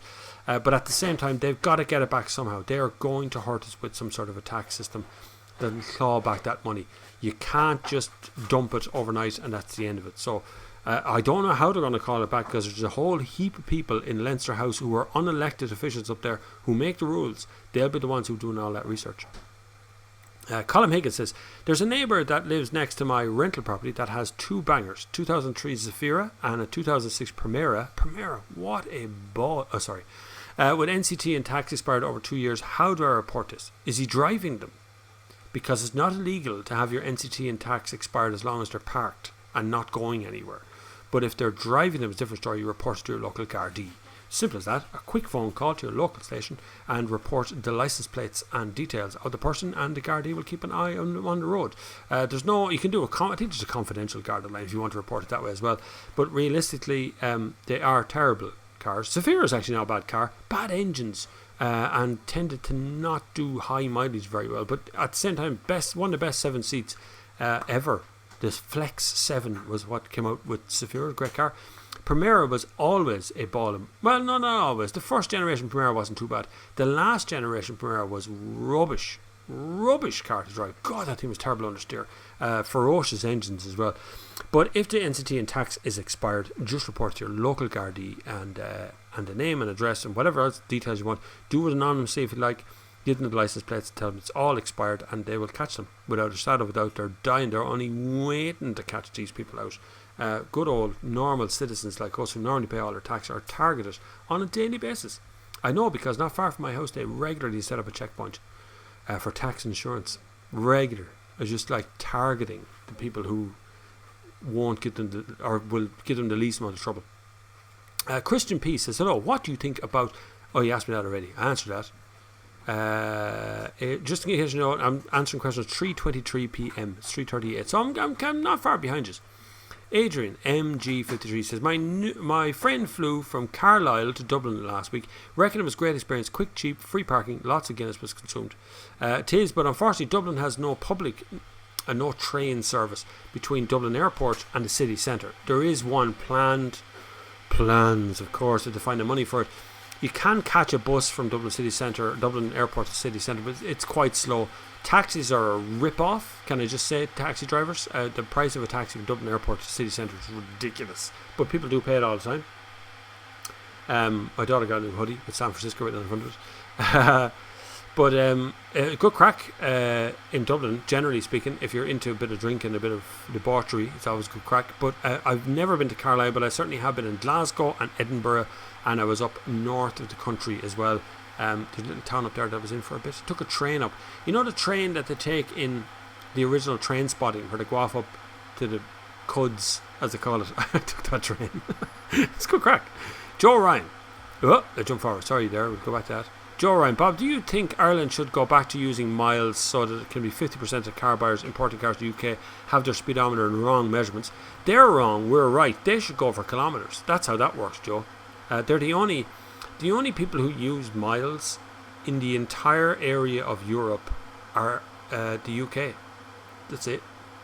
Now, they invented miles, so they're perfectly entitled to use miles if they want to. But the entire rest of Europe, all of it, is kilometres. So they're the ones that need to change the kilometres. That's never going to happen either. Even the Americans use a bit of miles. But Australia, New Zealand, Asia, Japan... the majority of the world use kilometres, so I find it easy to work out kilometres. But I'm of an era that can work out miles pretty easy as well. Funny, when I went to America, last time I was in America, we were sitting, myself and Michael Sheridan, we were sitting in a car, and we decided we were going to go like New Mexico or something. Wherever we were going to go somewhere mad, right? And we looked at the map and we went, yeah, let's go. Looks deadly. It's just over there, you know, say a few kilometres, and put it into the sat nav. It was going to be a 3.5 hour drive to wherever we were. It didn't look that far, but America is gigantic, and miles are quite deceptive. So like 10 miles it seems like 10 miles. Yeah, easy. Like 10 kilometers, 10 miles, easy. It's not. It's much further than you think it is. Only when you drive in England do you realise that. But England is quite small in that respect. But when you do it in America, it's amazingly far away. Ocean Froggy says, tyres. I got 80k out of a factory set on a Tiguan. I still had enough tread at 80k, but changed them anyway. Rotated every year. Was very impressed. Yeah, if you mind your tyres. So when I'm polishing the car, I use a tyre cleanser stuff on it as well. Maguire's make it.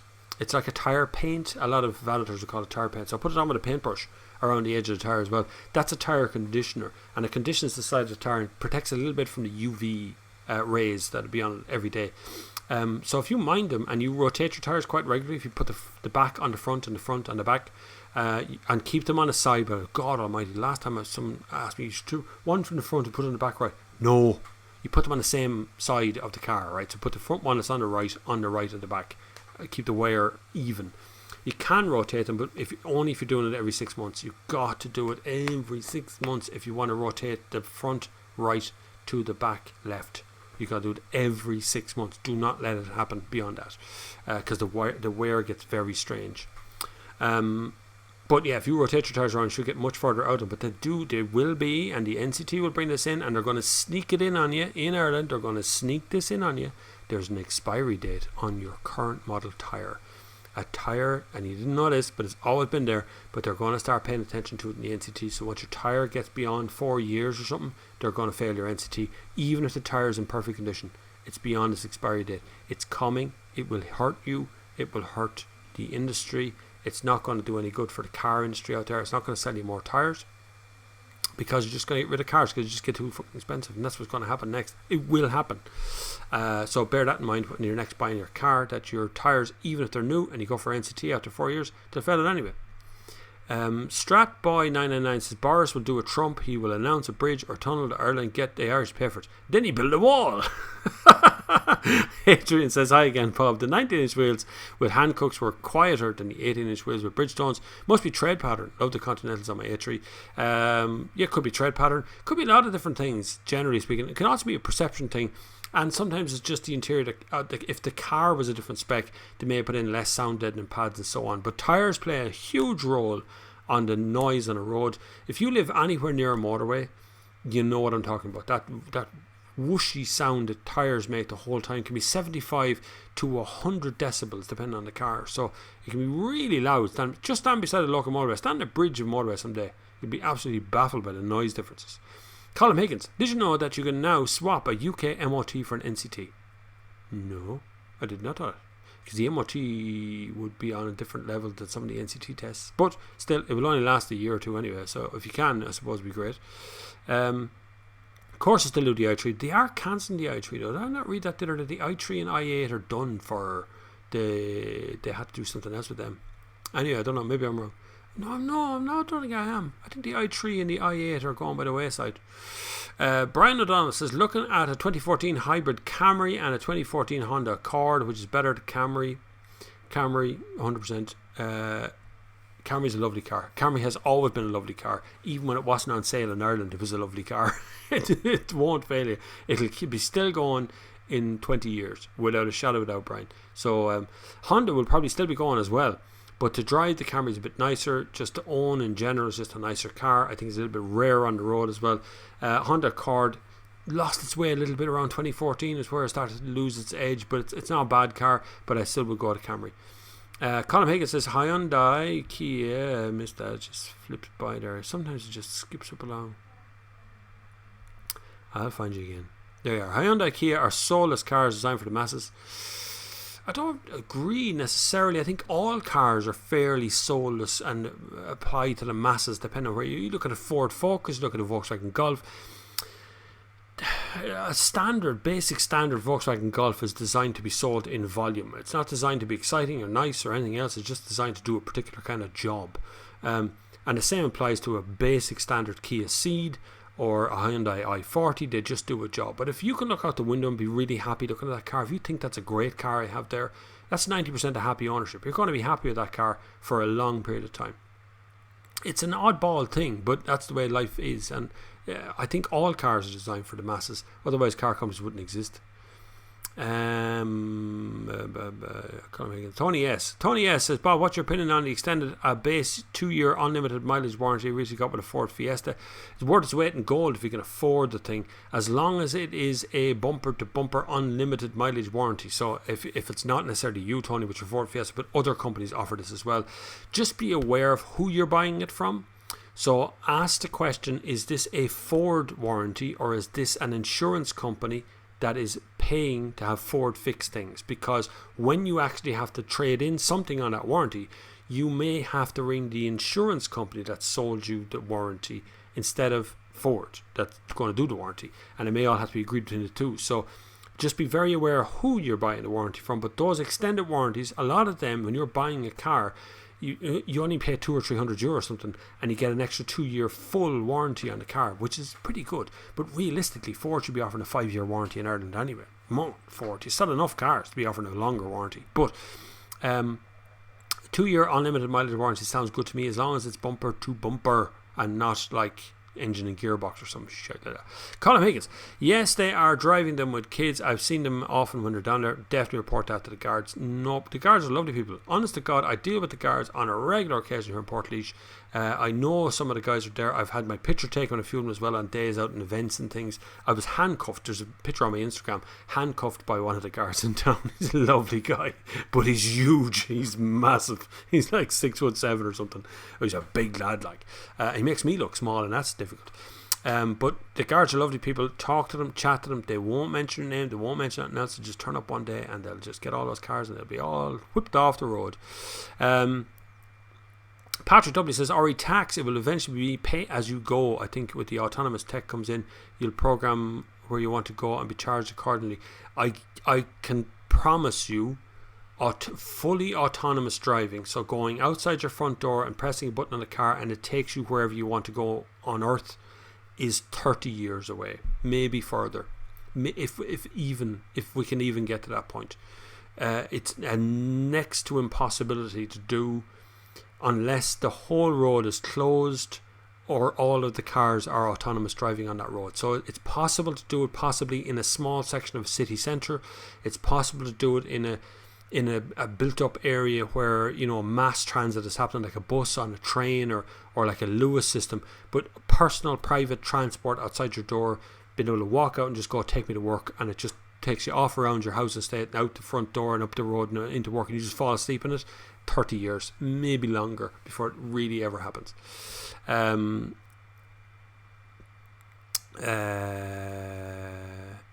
don't understand what that is. Why is that being held back?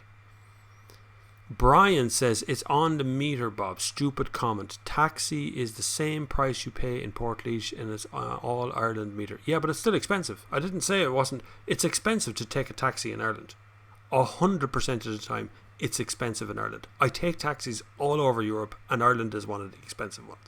And it's a long ride from the airport outwards, and it's still expensive, comparatively speaking, for airport journeys in other countries. That's my point. Still paid price. Irish taxis are really expensive.